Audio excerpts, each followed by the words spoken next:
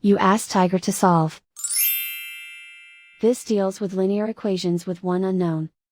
The final result is y equals 2.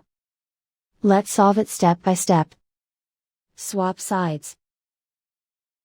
Group all constants on the right side of the equation. Subtract 10 from both sides. Group like terms. Simplify the arithmetic.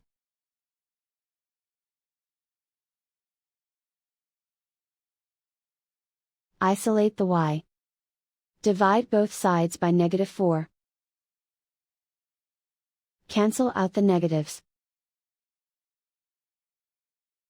Simplify the fraction. Cancel out the negatives.